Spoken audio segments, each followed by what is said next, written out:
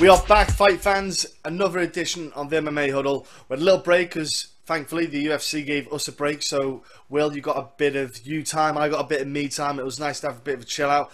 It is technically, when we're doing the recording, Father's Day. So, Will, I want to say happy Father's Day for your first one. Popping your cherry on the first one you've had. I hope you and the wee little angel had a great time together. Oh, we did. Yeah, literally, she was in here and she was as good as gold all day, and we just kind of been silly as we kind of always are. So yeah, and happy Father's Day to you, my man, as well. So yeah, you two probably on the same mental age level, is it? yeah, I think that's kind of obvious, really, with me. Yeah, I had a great time with my little boy as well. We had a lads day, you know, standard. But look, my man, it's fight week. UFC Singapore is going down now, albeit it's not the strongest card. But there are a couple of interesting fights on the card. So let's delve in. We're going to obviously go to the UFC Singapore. Then we're going to do your bets. And then we're going to do questions. But before all that, subscribe. Ladies and gentlemen, hit that subscribe button. Give us a follow on YouTube. If you're listening to on SoundCloud, iTunes, or whatever format, hit that subscribe button so you can keep up to date with all the latest podcasts that we do and interviews as well. Don't forget we do throw out quite a few interviews, so please do feel free to follow that. Let's start the UFC Singapore card, Brian McMahon. We're going to start in the flyweight division. Lots of smaller weight classes. It's I get a feeling there's going to be quite a few decisions going down in this card because of the weight classes that are thrown around here. So in the flyweight division, we have got, here we go. I'm going to do a little disclaimer. My pronunciation on a lot of these names are going to be a bit questionable, so please leave me be. Okay. Lauser, all right. I'm going to say Lauser versus, oh gosh, Sasaki, Sasaki, that's it. Sorry, yeah, Sasaki. Yeah, that'll do. Yeah. Flyweight division, here we go. Right, so, right, I like Sasaki, right? I do. I like him in the flyweight division. The dude's long. He reminds me of like Lewis Smolka and Paddy Houlihan in a way, that these long, gangly flyweights that in theory shouldn't be in that weight class. They're just they look too big to be flyweights. But as a guy, as a fighter, I think he's pretty good, you know. I don't think he's like Demetrius Johnson level, but the guy is a great addition in that flyweight. You know, he's got pretty comprehensible striking. He's got good striking, but his grappling's good because he's so long. It catches a lot of the guys out on the ground because he's got, for example, like for his butterfly guard, you're gonna have a nightmare because he's so long. He's triangle threatening, arm bars, everything like that. Especially if he's on his back or if he's on top as well. He can get to places that all the flyweights probably couldn't because of the height and the reach and the length that he's got. Lauser, if I'm honest with you, I'm not impressed with this kid. I watched the footage back on a pair of them, just to refresh myself. I knew a bit Sasaki. I've watched his stuff before. Like for example, he fought Formiga. He wasn't doing too bad against Formiga in the first couple of minutes of the fight. Like he was lighting up Formiga. Like Formiga had, I think, had like a shiner on one of the sides of his face. He was doing pretty good, and then obviously went to the ground. And there's levels, and we see that Formiga is a sniper on the ground. Like dude will get you and get you out there. But Lauser, man, he's going to get smashed, in my opinion, by Sasaki, man. I think Sasaki's going to have a field day with this. I don't see there's much in Lauser's game that his takedowns ain't strong, and that's where he's going to get this fight. If he's going to do anything, he's going to get it to the ground. I don't see it happening, bro. I'm going to see Sasaki decision win, if not late TKO in the third round. Yeah, I like Sasaki in this one as well. I think he's just there's a massive kind of reach disparity. There's a massive height disparity. I think that Lauser can be taken down. I think Sasaki is kind of one of those long guys that can use trips and just get you to the ground. I think he's going to submit Lauser. The only thing I like about Lauser, he does have crisp boxing, but that's really all he has. His hands are fairly fast, but he doesn't have anything behind him. And I just, not unless he catches Sasaki kind of cold with a big shot, I don't see how he overly hurts Sasaki over the 15 minutes. But ultimately, I think he could catch him in a submission. I think if he gets a decent chance to get those long limbs around him, I think he's going to submit the guy with ease. I think Lauza eventually will tap. So I'm going to go Sasaki via sub in the first 2 rounds. I think he'll catch him. Ooh, nice. I like it. Aggressive start. We're going to the second match. Another flyweight fight. Matt Schnell is fighting Inoue. Yeah. Inoue. Yeah, I'm going to say Inoue. Forget saying his first name. I'm going to go with Inoue, yeah. Schnell, Inoue. Go ahead, bro. Break it down. Yeah. This is good. This is kind of, I've had my eye on a little bit for the simple fact that I like what I see from Inoue. I think he's got some things there that he's a very young fighter that he can grow into being a fairly decent fighter, but I just don't think he's there yet. Now, he faced Carl John De Thomas in his UFC debut, and that guy had so many opportunities to finish that fight. Now, I think he's got a really good ground game. I really do. I think he's got a lot of slick transitions. I think he's got a lot of quick movements on the really quirky kind of movements on the ground. But he had the arm under the neck and around the crank round the chin. I must say close to double, 10 times. I'm going to say, and couldn't finish this guy. And De Thomas is not a good fighter. He's absolute dog shit. I don't think he's that good at all. And he had struggles with it. Now, UFC debut, young kid. I can see why. Maybe nerves. He didn't know. He just wasn't calm enough to kind of pull the submissions off. But maybe it's just that he's not that as good as I initially thought he was going to be. Now he's still young. He's still undefeated. He's fought a lot of kind of cans coming up in the Japanese circuit, which you can get hand-picked cans. Matt Schnell was even talking about that. You get fed different kind of fights as you're coming up through the ranks. He got some himself. I thought the last fight for Matt Schnell was a big win. Getting that UFC kind of win out of the way, because he fought some tough opposition with Rob Font, Sandoval. I'm a little bit iffy with that, those shots. I know over a short amount of space you can land some devastating power, but there really wasn't an awful lot of distance between the fist and the chin, and after the second shot he was out. So that's a wee bit iffy for me, but I just think Matt Schnell, he's going to use the experience here, and I think if he keeps it on the feet and doesn't get hit with a big shot, because in a way I think uses a really good jab. I think he uses his distance really well. I don't think there's anything behind it.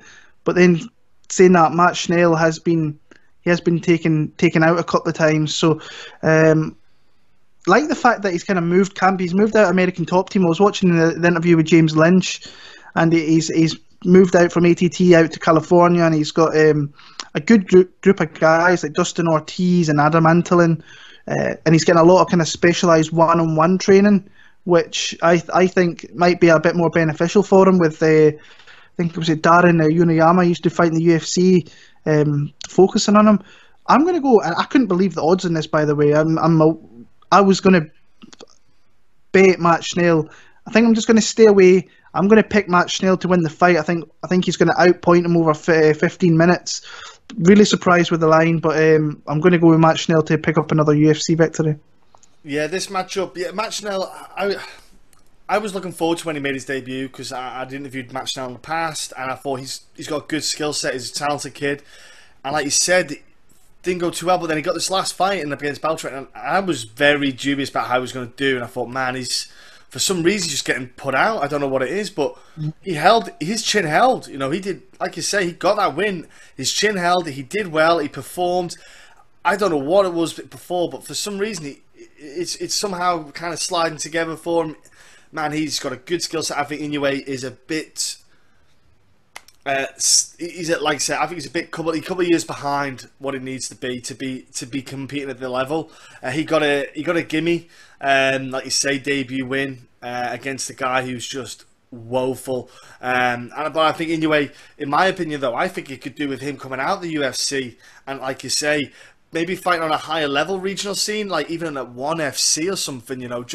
Just fighting a couple more higher quality guys in the weight class, just to get himself a bit more experience. He's not awful, like you say. He has got some good skill sets. He has got a couple of things about him. But I think Matt Schnell's seen what this kid's got, but seen a higher level of it, especially like you say, he's trained it with Dustin Ortiz lately. He's been at ATT where guys and girls are high level there. So I think Inoue is going to be kind of drowned in this fight where his go-to ABCs kind of to win the game. Schnell's going to see them, snuff them out, and just keep being like that one step ahead of this kid all the way. You know, get himself a comfortable win, get those 3 rounds under the belt, decision win for Schnell, probably like a 10-9, 10-9, 10-9, you know, but clear 10-9. Not a questionable one.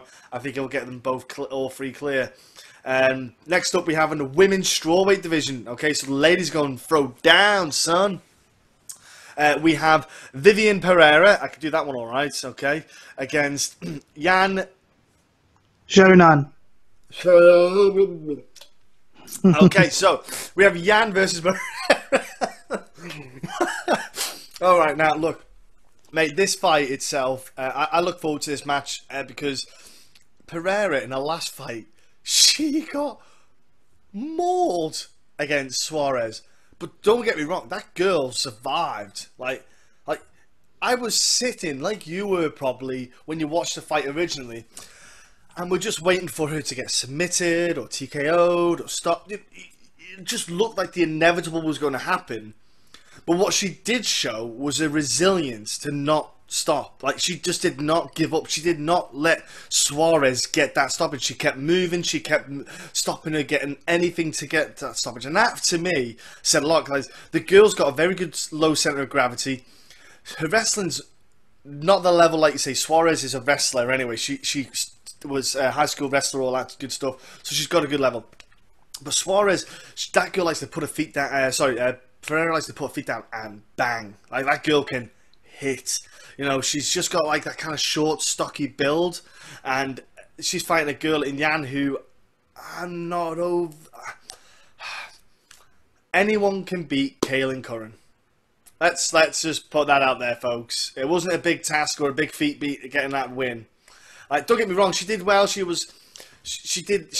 to go in there to win the fight anyway. She had to do what she had to do, but I think Pereira's going to overwhelm Yan. I think it's going to be a good brawl. I think the pair of them are going to stand and throw, but I don't see Yan moving ahead enough. I don't see enough head movement to get out the way of the shots from Pereira, and I think she's going to start busting her face up. I can see Pereira getting the 3 rounds and getting that win back, and I see it going her way, 3-round decision, but I think she's going to bust up Yan pretty bad in the face. In fact, like I say, this was one of the early fights that I did. I watched some fights on, and I'm going to go the other way. I'm actually going to go with Yan Xiaonan, and I think this is ultimately. I think it's going to be a stand-up fight. Pereira is one of those people that it throws 1-2 steps back, 1-2 steps back. Doesn't throw any more than really 2 shots. Where Yan, she throws a lot of shots. She comes forward. She throws a lot of volume. And it is usually pretty deadly once it gets in close, I think. And that's what she needs here. She's going to be the bigger girl as well.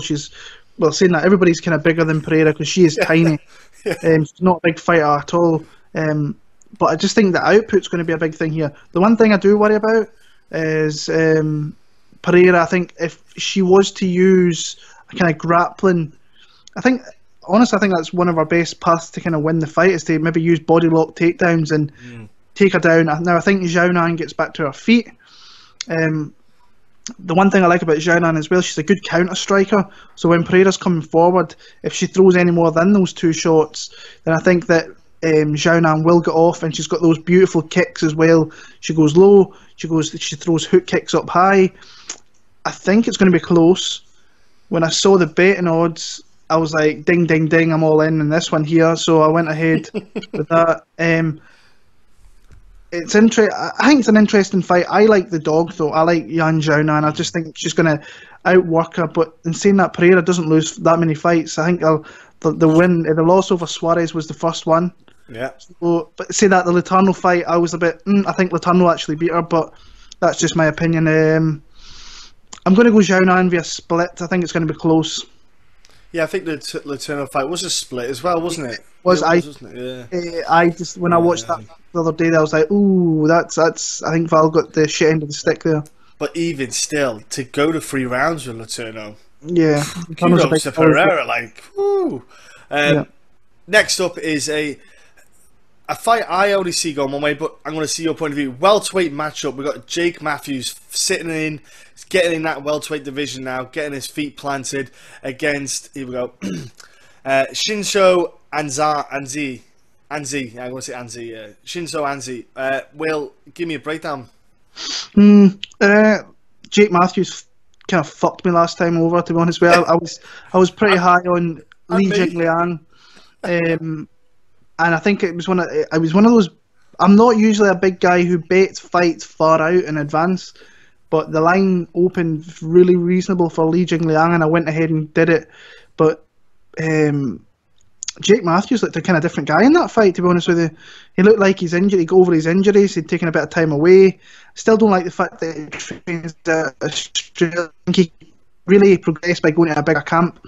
But I thought he looked fantastic in that fight with Li Jingliang. Now, Li was typical come forward brawl, and he kind of got caught with that and got put down a couple of times. It was a great fight, but Jake Matthews looked like he'd kind of filled out into the welterweight that he really should be. But him fighting at 155, saying that he's still a young lad, so he's probably still growing in his body when he was fighting at that weight.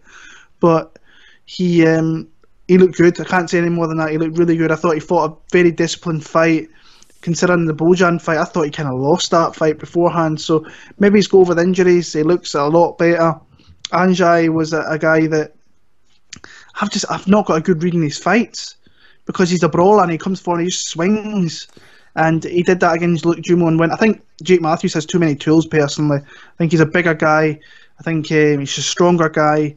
But I still think that Jake Matthews is just going to be far too good for Anzai here, so I'm going to pick Matthews for a decision.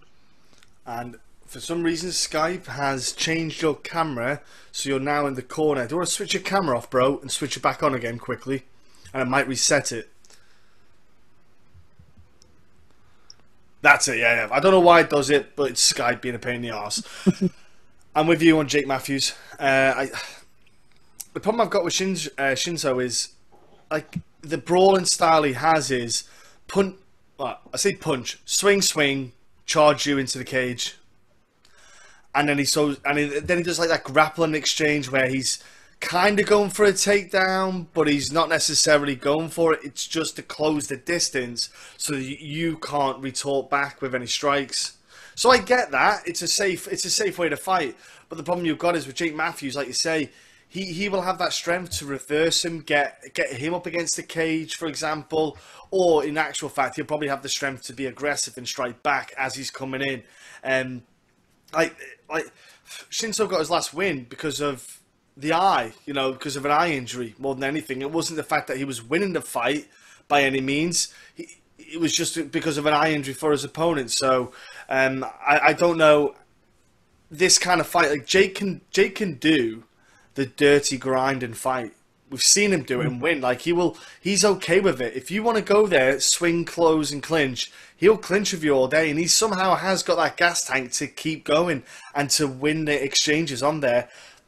Break, and he's good at breaking with some strikes. So I'm going to go with Jake Matthews.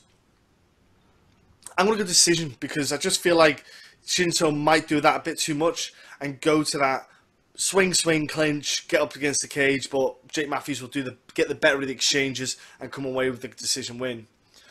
Next up in the welterweight division is, for me, it's a one-way matchup, but we've got here Hector Aldana, or Aldana, however you want to say it. Dana White probably has a favoritism towards him, against Song Kenan. Will, I don't see Hector doing too well in this fight.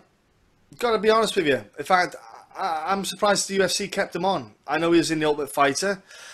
He won one and lost one. But the one he won, man, it was awful. Like, it was so bad. The dude was so bad. The dude gassed after 3 minutes. It was awful. And then he got taken down, got his back taken in the second bout and tough, and got tapped out within, what was it, 45 seconds, something like that? I don't know. I don't know what Hector's going to offer in this fight. I truly don't. I think Song is good on the feet compared to Hector. I think he's probably just got a strong... honestly, looking at Song's all-round game, it's far greater than Hector's. But for me, if I'm Song, I just want to take Hector down. After seeing after seeing what he was like on the ground last time, he was a fish out of water. Like, my only thing that I give Hector credit for is potentially his conditioning, because of what I saw in the tough fight where he did actually look okay, like physically, after the grapple exchanges in the first round.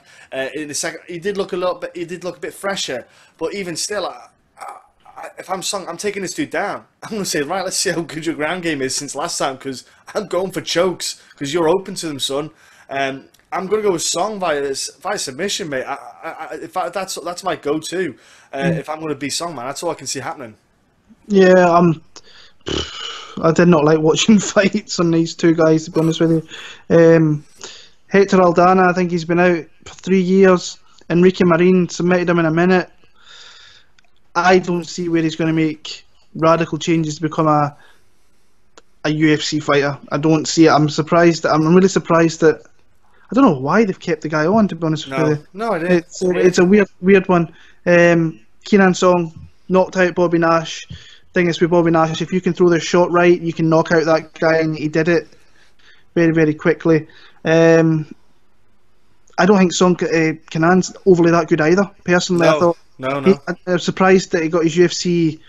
He lost his 2 fights before getting his UFC fight, so I was a little bit saying that he lost to Brad Riddell, who's a guy who I actually rate quite highly out in New Zealand. I think he's a good fighter, but I think he's going to take him down and TKO him or submit him. I just don't see how Aldana really hurts him here, unless it goes on late and, like you say, the conditioning comes to the forefront and he wins that way. I don't see it, though. For me, it's Song Kanan's fight all night long, and they know what they're doing here, putting it in Asia and try and build a guy with 2 wins in the UFC. Yeah, exactly. That's what it is. Give him 2 wins and build that confidence up, get that PR, so to speak. Next up, we have in the featherweight division. I'm pretty sure he had retired, but then he's come back. Whatever. Rolando Dai against Shane Young. For me, well, I only see one outcome. But how do you see the breakdown of this fight? Yeah, from what I've seen from Shane Young, and I know he fought Alexander Volkanovski, which is a hard fight. Yeah, and he looked. I thought he looked decent considering how much he was dominated, and he was dominated, but he did come in there on short notice as well. Yeah.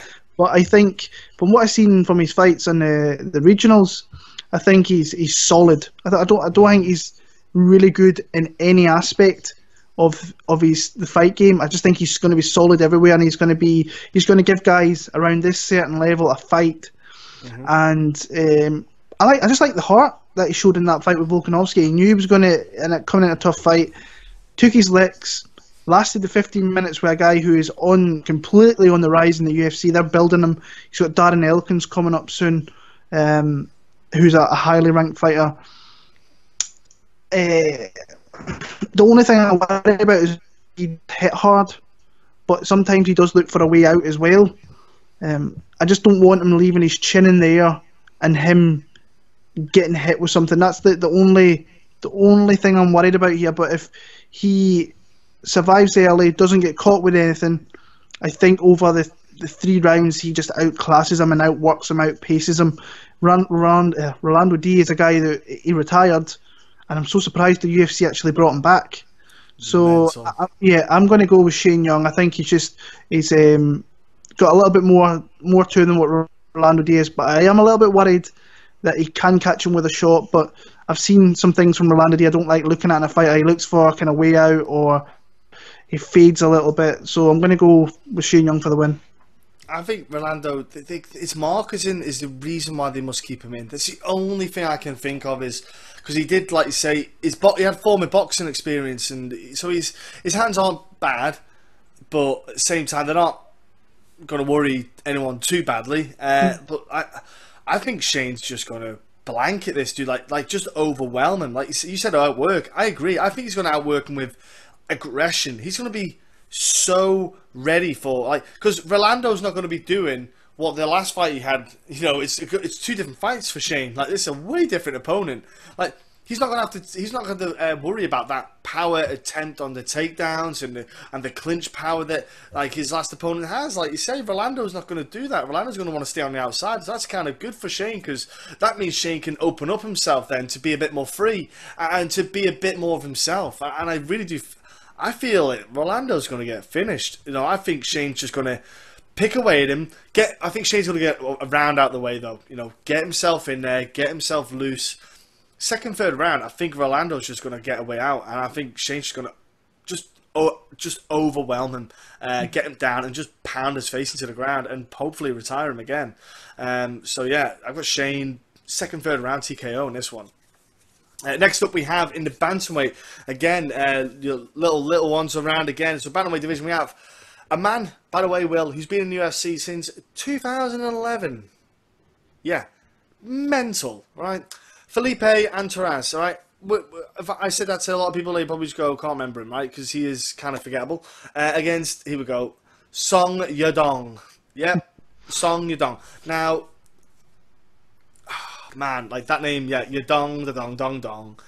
He didn't look too bad in his last fight, Yadong. Like, I'll give him credit. He didn't look too bad. Was it the toughest opponent in the world? Yeah, this is the problem you got.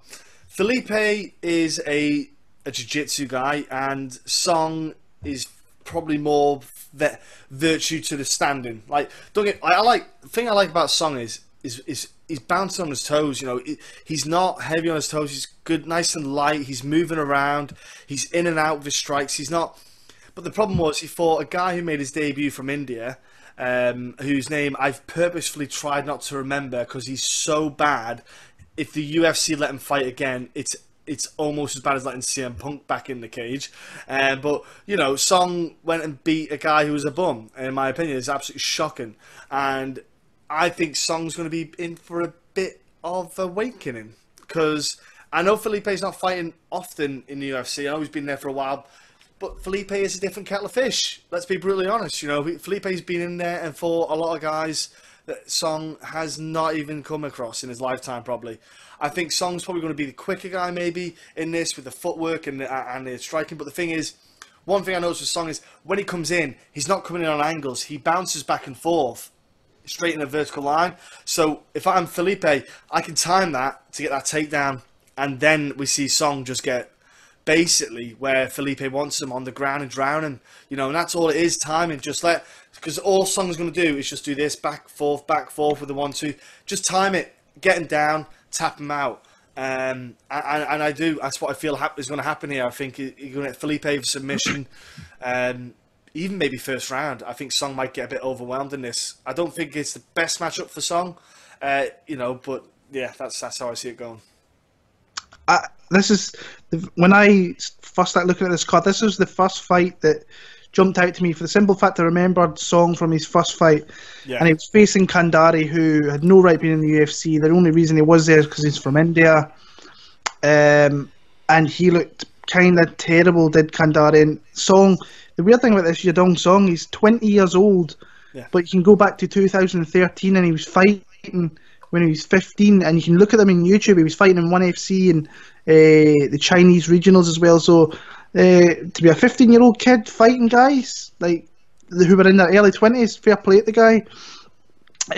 Albeit he's not facing the best guys, and obviously he did not face his best UFC debut opponent. I didn't think he was that good at all, but he got the finish. The one thing that interests me with this guy this time around, he's did his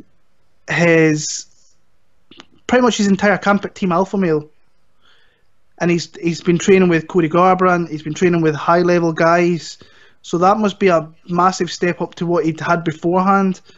Aranchez is a curious case to me, because I think he is a good fighter, but he's nothing more than a 500 fighter in the UFC as well. I think he's got a lot of dangerous aspects of his game. I think his guard is particularly dangerous if you decide you want to kind of go there with him. But he does get taken down really easily. Like that Josh Emmett fight was weird in that first round. He got like dropped like 4 times. Yeah, Josh hits like a freight train. That's all I remember that though. Yeah, but and like I think it was John Gooden or whoever was saying that he's maybe playing possum, and I was like, when I went back and looked at some of the knockdowns, I'm thinking they might actually be right with that one there. Because he did come well, didn't he, after the second, third, And he lost, like, before that, he lost a close split decision to Eric Perez where he busted his knee up a little bit, nearly caught him in a heel hook in the first round. And I think that's where he busted the knee up because you could see the grimacing on Perez's face. So he has a lot of dangerous strikes. He comes from a good team with, like, Thomas Almeida and so on, where he's got a lot of dangerous skills. I just think it's a little bit... I like Aranches. I'm picking Aranches in the fight. When I saw the betting lines come out, I'm like, ooh, the hype train's kind of caught on with this young kid a little bit. Since then, the lines have flipped, where Aranches is now the favourite, which I think originally should have been the play. Now, I know he's lost more fights than he's won in the UFC, but he's still dangerous. And I think he's got that UFC experience with... He's fought decent guys. Emmett, Feely... I think that Blanco, Kevin Souza back in the day, Pepe turned out to be a fairly decent fighter. This to me kind of screams one of those fights where he should win. I think he has to be careful early. If he gets caught early, then I can maybe see Song taking him out. I think if this goes into 2 and 3, I think he starts to use that experience.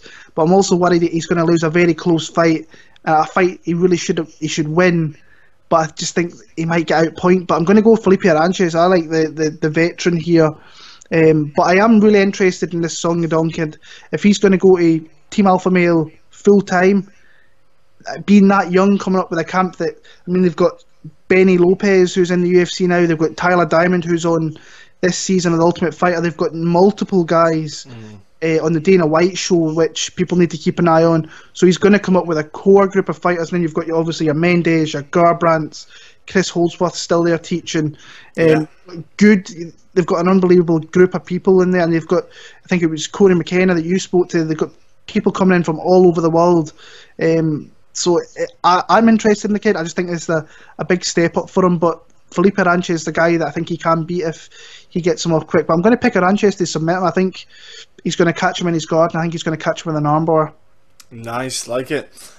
Next up we have the Fight Pass main event. Mr. Tinder, Ishihara. Okay, we're always going to give a lot of love to Ishihara. It was a very nice guy in person.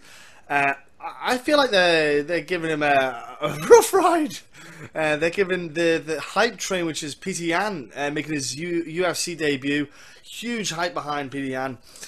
When I watched the footage back, there's a lot here to take in with Peter Yan.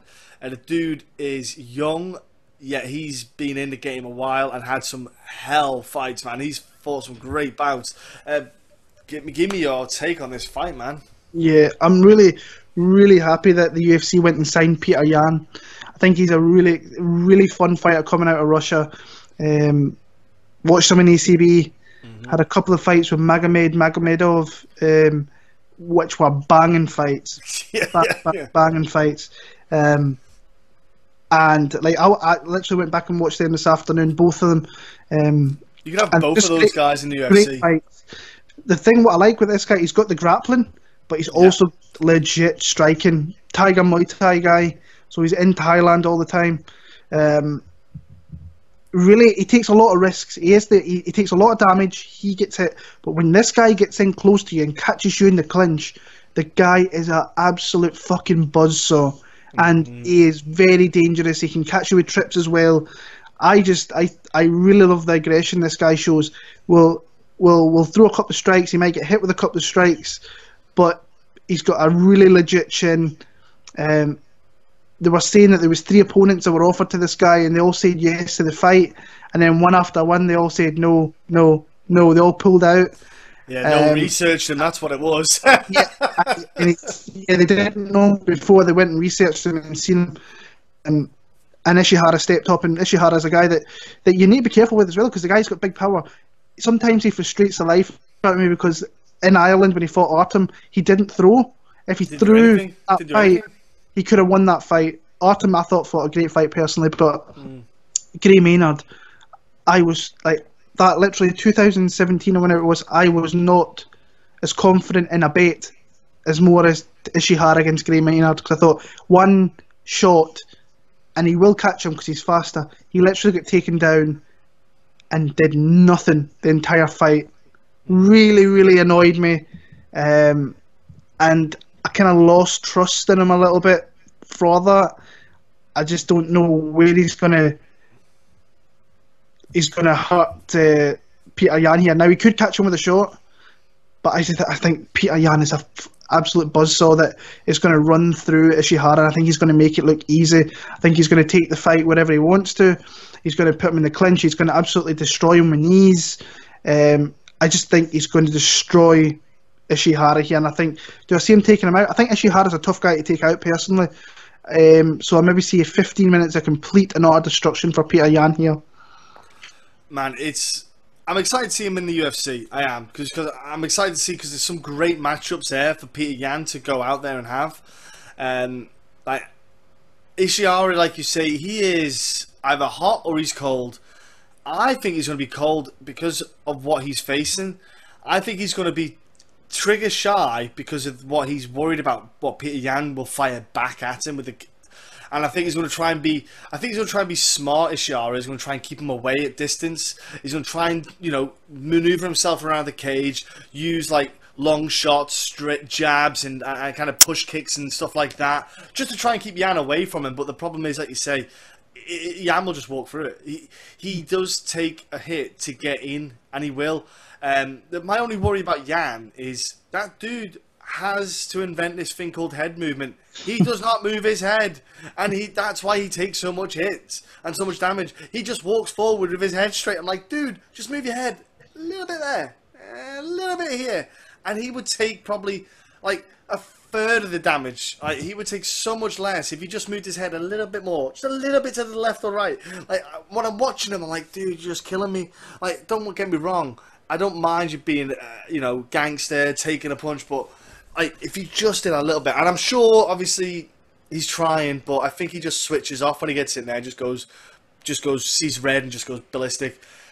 Yeah, I'm with you. I think Ishihara does. He can take a wallop. Ishihara, he can take a hit, and he is quite durable. I'm going to go with decision for Yan as well. I think Yan will just pick him apart, just take it. I think the first round will be a bit quiet, so to speak, because I think it's going to be, because Ishihara is tall. He is big for that weight class. He's long for that weight class. So I think it's going to be just Yan getting the timing, getting the range, and getting everything in there. And then we'll start to see, like you say, the Yan, the buzzsaw just coming through and just take him apart from the second and third onwards greatly. But just like the gulf will the difference will get greater. Definitely see Yan. And I feel sorry for Ishihara, but I'd love to see Yan get the win here. And if I'm honest with you, I'd book him straight away. I'd give him like a top 15 dude, man. Aljamain Sterling for the future for him, and Aljamain Sterling. There's fights out there I see, and I'm like, get in there. Brett Johns would be another fight out there, or Quan Duck, whatever his name is, him, Quack, whoever it is, them two fighting would be a great fight. I think Quack and Yan would be a great fight, if I'm honest with you. But yeah, let's go to the main card. Welterweight division. The Leech, who kind of let us down, but at the same time, you kind of got to love him. Jilling against... oh, gosh, man, this is a tough fight, man. Here we go. Abe. Now, when the first, like you say, when the fights got announced, I was like, oh man, I'm gonna go with the Leech again. And I know Leech, maybe, didn't just something worse happening. Maybe the Jake Matthews fight. I'm gonna go with Leech. I'm going this time.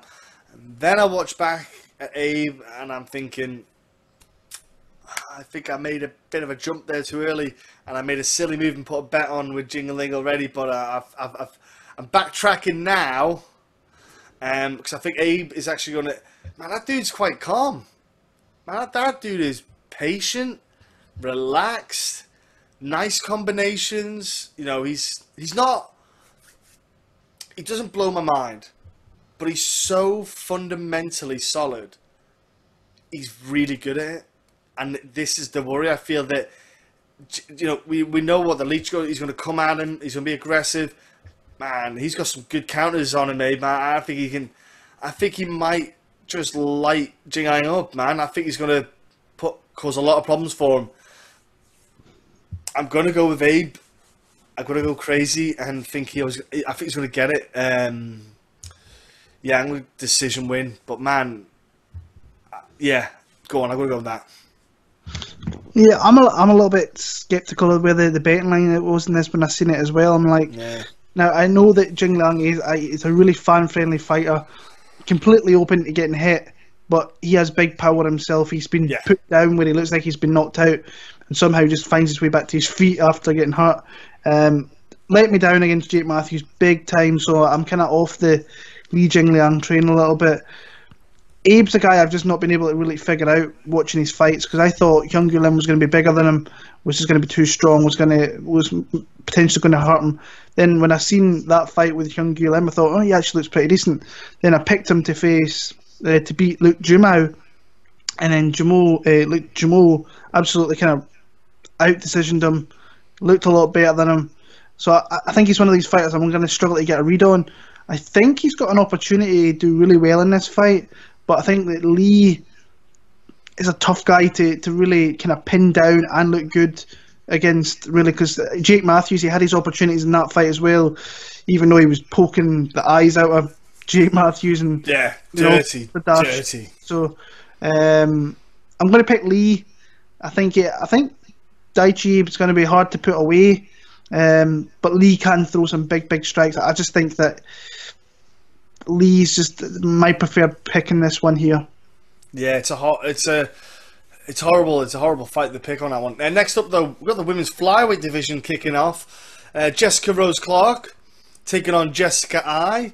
The two J's. Which J are you picking? I'm going Jessica Rose Clark in this one. I'm not, and I never have been, and I never will be on the Jessica I train. We spoke about it before we came on. The girl was literally talking about her being the best flyweight in the world, but this was like 5-6 years ago when she was facing, like, I think it was Frausto back in Bellator. Zoila Frausto back in Bellator, where she won that fight there. I think her UFC career has been like literally Kalinda Faria. I thought Faria actually kind of won that fight. Actually, I never really scored that fight for her. The Leslie Smith one, that got stopped because of Leslie's ear. Yeah. And I fully believe if that fight went on, I think Leslie would have won that fight. Now, like I say, with every one of our fights, she loses to good girls. Misha, Juliana, Davis to an extent, Phillies, and she lost to Betchka here in her hometown. I think she's literally fallen down the pecking order. I don't think she's the fighter she once was. Her confidence might be sky high again now that she won the fight. I don't think she really won the fight, and I think Jessica Rose Clark is someone who's on the up a little bit. I like what I see. UFC, I was like, right, Beck Rollins. I thought she could do really well. It was short notice, and the reason I picked Beck Rollins in that one is because of the short notice. But she handled Beck Rollins with ease. Yeah. And then the Paige Van Zandt fight, I thought she looked a completely different fight. I thought her stand-up looked really good. I thought her takedowns looked good. I thought her top position looked good. And ultimately, that's where she won that fight, by using a ground game and staying in the top position and winning rounds through that. I think she might struggle to get Jessica down. I think she will get her down on occasions. I don't think she keeps her there, though. I think that Jessica will get back to her feet. Well, Jessica I will get back to her feet. And I think on the feet, I think that I is definitely maybe the crisper striker. But I just don't think she's when she fought at 135, obviously the weight cut wasn't as bad. She was like probably walking around probably in the low 140s, not overly that big, maybe in the mid 140s. So it wasn't a big weight cut. And she did look, in some of those fights, she looked like really, she had a lot of energy and so on. Now she's got to make that cut down to 125. I'm just going to go with Jessica Rose Clark. Fading Jessica I in the UFC is a profitable thing. So I'm going to go with Jessica Rose Clark here to pick Jessica I to beat her. Does she stop her? Nah, she'll probably win a decision though. Yeah, I think Jessica I been kept in the UFC duly because of Not that many women fighters at the time when she was losing on a losing streak. Big factor. Her boy, Stipe, her friend, her buddy, may have played a factor in it. You know, I think there was a combination of things there for her. And like you say, the UFC gave her chance after chance. She finally scraped a win. But I'm weirdly going for Jessica Eye in this one. It's horrible. It's horrible, isn't it? It really hurts me to say this. It's like catching my winky in my zip on my jeans. It's not nice, right? But I think she will get a decision win. I think she'll be a bit bigger and a bit stronger.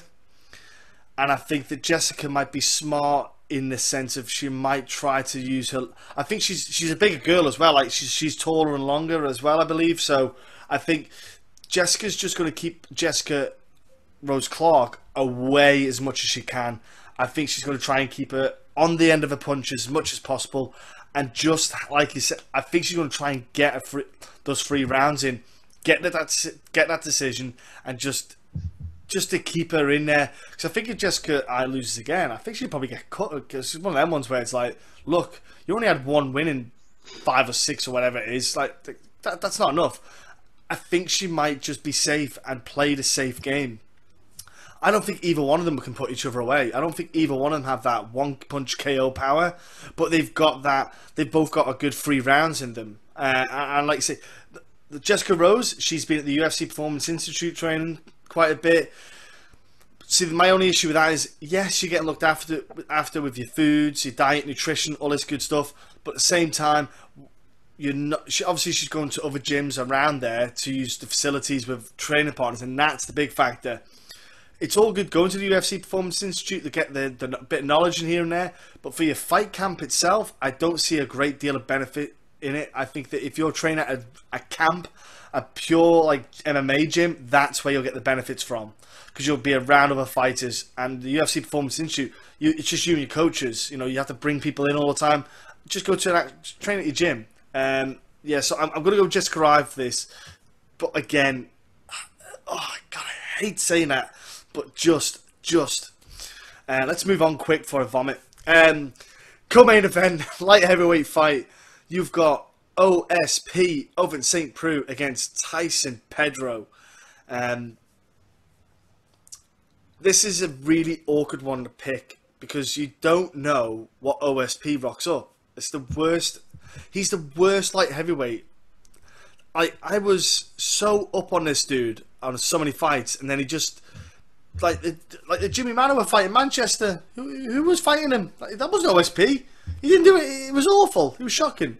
But then he comes out, and then he comes in. He's hot and he's cold. He's like, the dude is athletic. He's got explosive movement, knockout power with his hands and feet. Like he's dynamic on the ground. He does some very good like random submit. He's got a good submission game.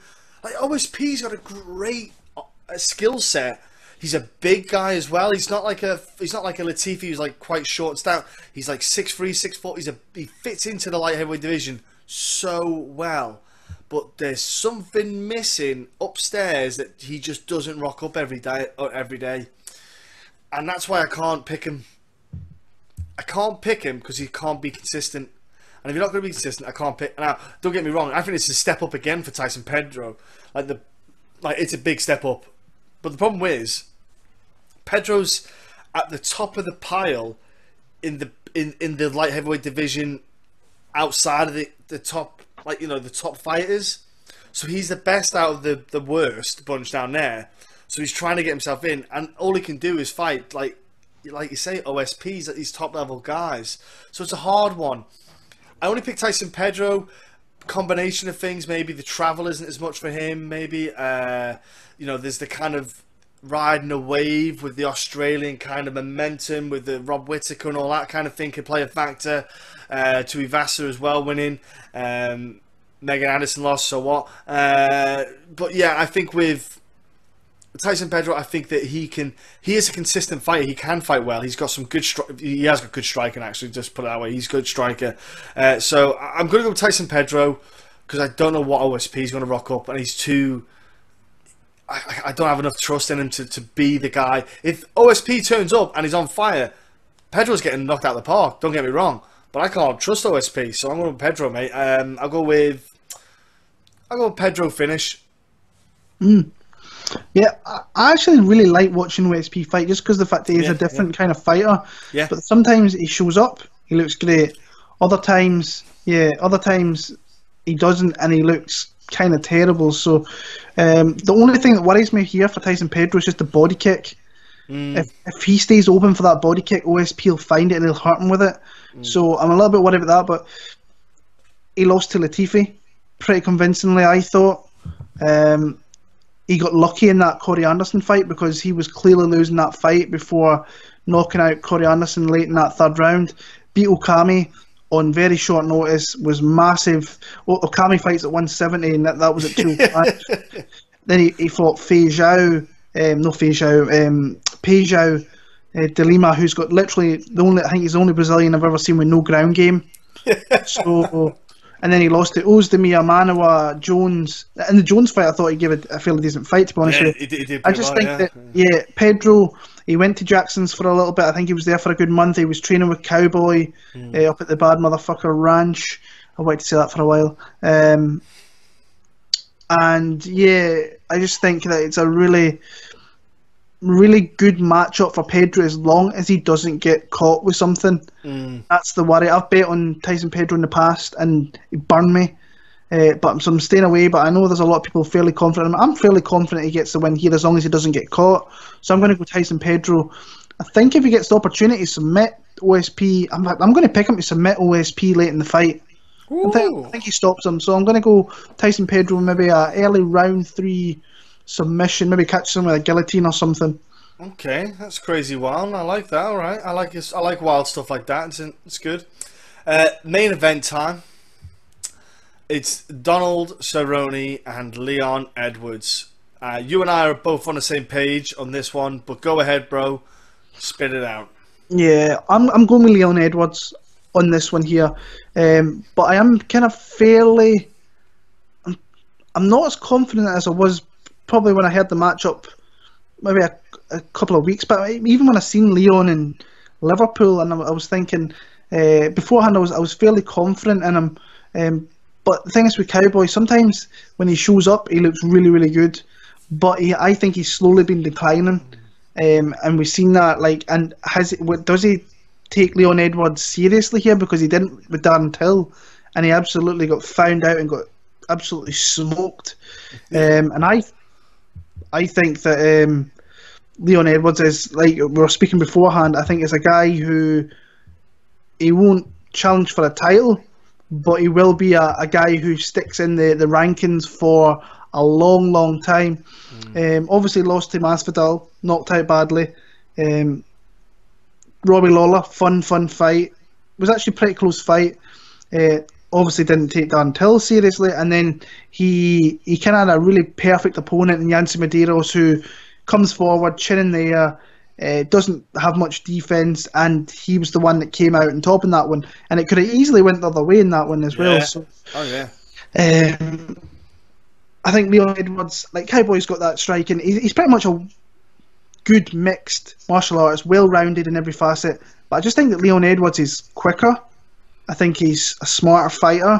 I think his footwork's really good. I think he fights well from the outside. He can fight well on the inside, and just mixes it up really well. I really don't think outside the hardcores who watch the sport all the time, they don't know Leon Edwards, and he's been a solid fighter for the longest time, with his only losses being Cloudy Silva, who was out for like 4 years, came back and looked incredible. Oh my gosh! Yeah, he lost to Kamaru Usman, where you seen in that fight where he lacked, and that was in the takedown game. Since then, he's been taking guys down. Beat Tumanov, submitted him. I did not see that coming. Beat Luke. My God, no, I didn't see that. Oh. Yeah. Beat Luque, who I really rate highly. Barberina's a tough guy. He got dropped in that one there. Came forward, he came back, showed he's durable. He's got heart, and then took out Peter Sabota. A kind of stupid finish, to be honest with you. I don't think that should have got finished, but it is what it is. I think he can outwork Cowboy, and I think once it hits the mid rounds, I think he could potentially start to land on Cowboy. I'm not sure what the kind of height disparity is between them. If it's not huge, because I've seen a picture of them together when they were doing a promo for it. It didn't look great. I think it's more the reach that might be a factor. So Cowboy is the taller fighter, and he has the bigger reach.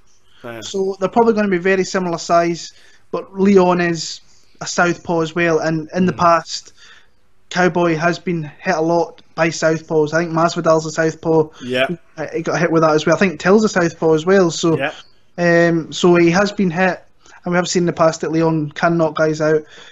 I want to pick him by finish, but I just think he's going to outwork Cowboy and just really land a lot of strikes on him, potentially mixing some takedowns. Has to watch his P's and Q's because Cowboy has a fairly decent all-around game. I'm going to pick Leon Edwards to win the fight, though. Okay, I'm with you 100%. Leon Edwards. I think he's going to stop Cowboy Cerrone, and I think it's going to be early on because I think speed is the killer here. All right, speed on Edwards is a huge factor. That dude has got some sniper fast hands when he's counter striking people, and that's what he gets a lot of guys with. Is that he's so quick with his hands on counters. That left straight it's just deadly, and I think Cerrone's going to get caught. Now, don't get me wrong, like you say, Cerrone has got two very strong things on the ground that he's good with. Triangles off his back. He is probably one of the best in UFC with that. Like, that dude is so good at, from WEC to the UFC. Cerrone's always been good at whipping on a triangle and getting you back as well, taking you back and choking you out. Cerrone's pretty good at that too. Leon Edwards, though, I don't see him getting hurt by Cerrone to get in that circumstances. I think that Leon Edwards is going to want to keep on the feet the whole time and literally I think Leon Edwards want to try and finish him because obviously Till did. And I think Leon Edwards feels a little bit hard done by the UFC maybe, and even by potentially the British kind of MMA scene, because Till got the win and everyone's backing Till, but no one's shouting Edwards. Now, I'm not being funny. Edwards, two things you need to do to get noticed in the UFC and by the British fans. Number one, performance. That's a given. If you perform well, people are going to notice you. If you're just a snoring decision winner, no one's going to take notice, no one's going to care. Second thing is, you've got to have this thing called a personality. And I've got to say, Leon, you don't have one. Right, mate? You lack it big time. And that is two things that you need. You've got one of them, which is you can finish dudes and you can perform really well, but you ain't got no personality. And you can't talk the talk. You know, you haven't got that. He hasn't got it. He did the interview with Yael Helwani on the MMA Hour, and I had to listen to it because I thought maybe he's changed over a few years. Nope, he's awful. I think he used, what phrase was it he used a lot? Oh no, there's some people that go, well, at the end of the day, or well, you know what it is. It is what it is. You know, then people have them certain. He used the same one quite often. I was like, oh man, you just gripe me. I can't. It's like putting nails on a chalkboard. Can't do this, Leon. And I think this is, Leon will finish. I think he'll finish Donald Cerrone, and then he'll probably call out Till. If I'm brutally honest, I can see him calling out Till. He wants Till because he wants that title of top dog UFC welterweight, British welterweight. That's what he wants. And I think you'll see Leon Edwards call out Till, but I don't think he's. I don't think he'll get Till. I don't think they'll give him Till. I think they might give Masvidal, if I'm honest with you, if he gets the win. That's probably what my prediction is for and he will probably stop Cerrone. First or second round, I do something against Cerrone. I love the guy, but I think these young kind of upcoming dudes are just going to get past Cerrone, and I think Cerrone's on that, on a slight decline where I don't think he's going to be around for long. His missus is having a kid soon as well, so this is his last fight before his missus probably pops for Cerrone. So he'll have a bit of time off as well with that, being a dad and with his missus. He'll definitely have a bit of time off, even though we know Cerrone says he likes to fight all the time. And I know when a kid comes along, everything you plan fucks off out that window. And nothing goes to plan. And I think we'll see Cerrone have a little bit of a break. But he'll come back refreshed and different, and I think his body will have a bit of time to heal. So it's not a bad thing, but I think we'll see Cerrone have a bit of a break. And that's the UFC Singapore card. Let's go over to Will's bets. Will, there's some, like you say, there's dogs on the card, there's crazy odds on the card. Gives people some advice on maybe what you're thinking would be a good idea. Let's hear it, bro.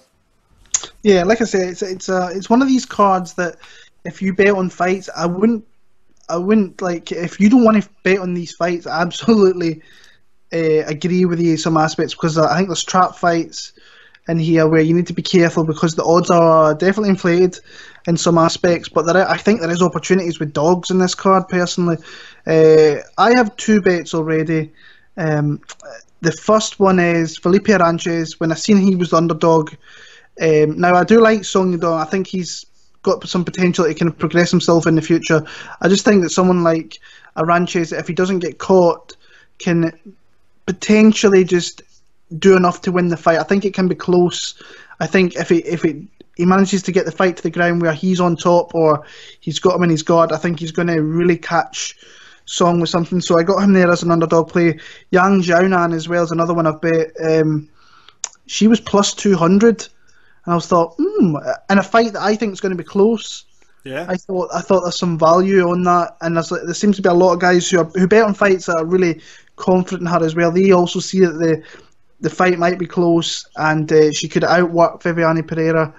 The other two bets I'm looking at, one is Jessica Rose Clark, and the other one is Shane Young. They're the ones that I think. I think Shane Young is a definitely. I want to say I think he's maybe a little bit safer than what Jessica Rose Clark is, but I like the odds what they're currently at over here in the UK. Yeah. The one bit the fight that I was going to bet was Matt Schnell. I think there's value in him if you think he can win the fight, but it's kind of I've been speaking to a couple of bettors. Some are really confident in Inoue, and some are really confident in Matt Schnell. I'm on the Schnell. I think it's a dog or pass type fight for me, but the bets for me this week I think.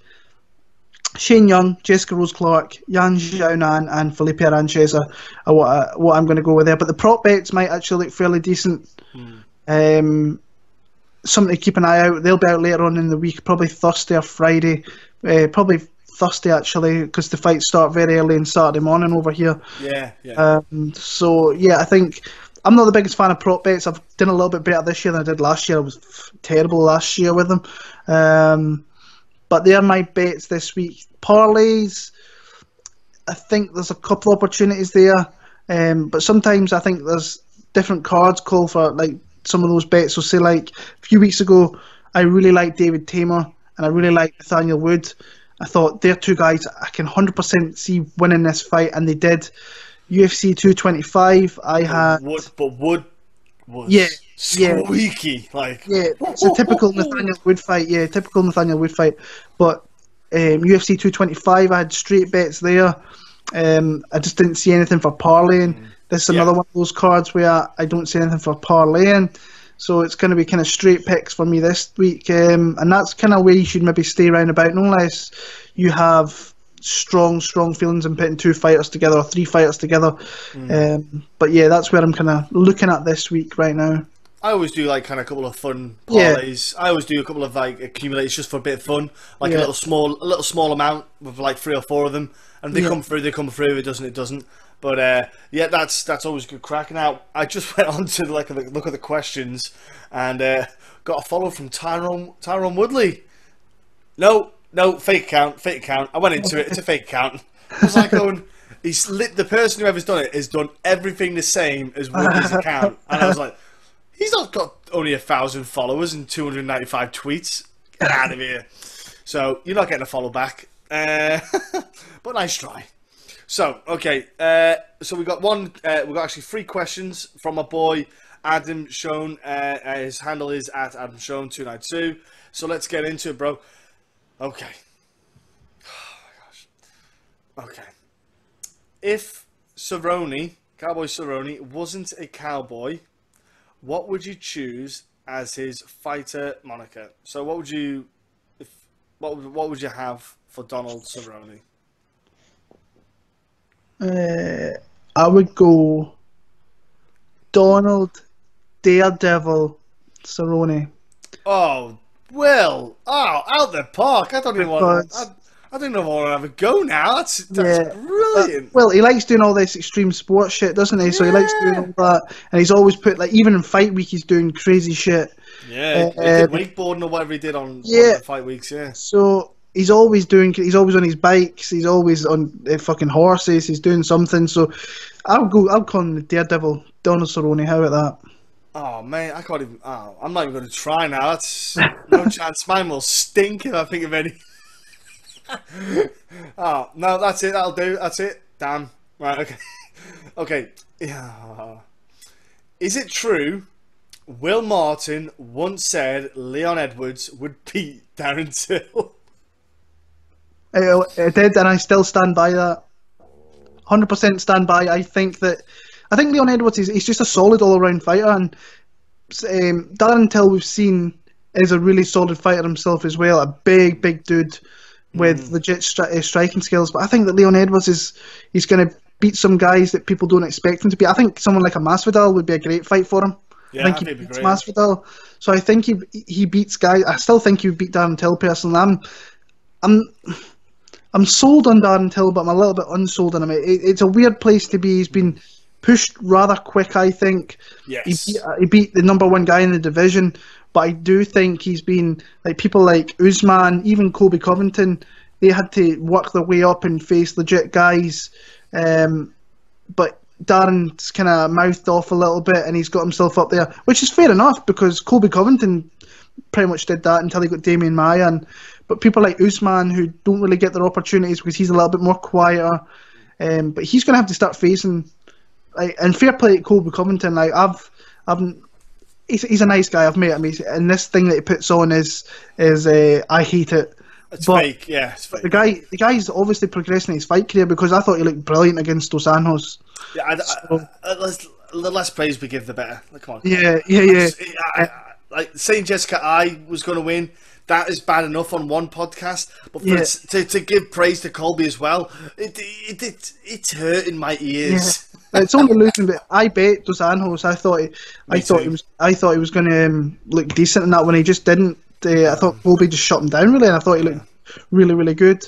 But I still think Leon Edwards would beat Darren Till. Last question. Is OSP versus Tyson Pedro the equivalent of a donut burger? Sounds strange, but will be fantastic. That is reference to our UFC Liverpool adventure, where I devoured 2 donut burgers. I will admit it was an orgy in my mouth of flavors. Honestly, people, I got a picture of it on my phone as well. I tell so many people about it. It's still, to this day, I am going over to Liverpool again, purposefully, just to go to eat that. I'm not even lying. I don't care. It's worth going. What was the place called again? Will, was it Red's? Red's True Barbecue, yeah. There you go. That's it, Will. That was it. Now, I love that analogy of this fight, because it is.